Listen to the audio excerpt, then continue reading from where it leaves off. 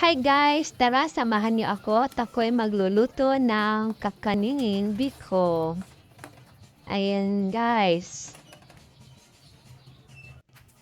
Ayan, nasain ko na yung malagkit. Sandukin lang po natin para maghiwa-hiwalay siya. Tapos, gawin na natin yung kanyang gata. Ayan guys, ilagay natin yung gata sa kawali.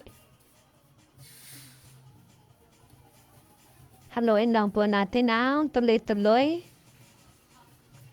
hanggang sa siya ay nagmamantika na. Ayan guys, malapit na yan.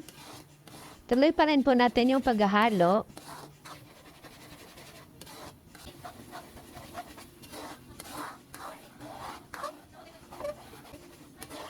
Ayan guys, nakikita nyo, nagkakaroon na siya ng latik. Ayan, tuloy pa rin natin. Haluin lang natin siya ng haluin para hindi masunog. Tapos, ilagay na natin yung asukal.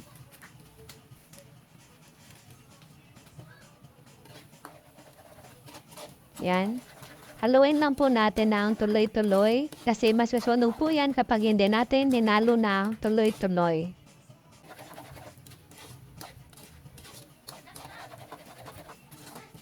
Ayan guys, namumulan na siya. Nakikita nyo?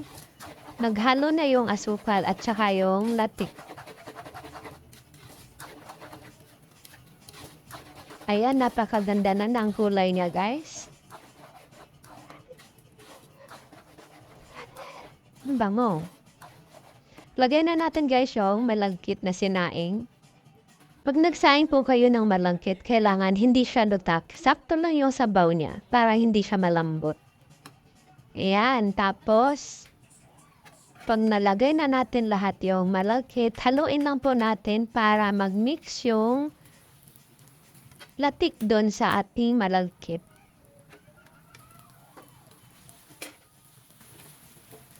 Ayan, mahirap siyang haluin kasi masyadong malagkit at saka yung latik natin medyo na siya, masyado na siyang nagbuo na siya guys. Pero mas masarap kasi yung ganyan para sa akin. Ayan, nakikita nyo, naghalo na yung latik at yung malagkit. Ayan guys, luto na yung ating bikong malagkit.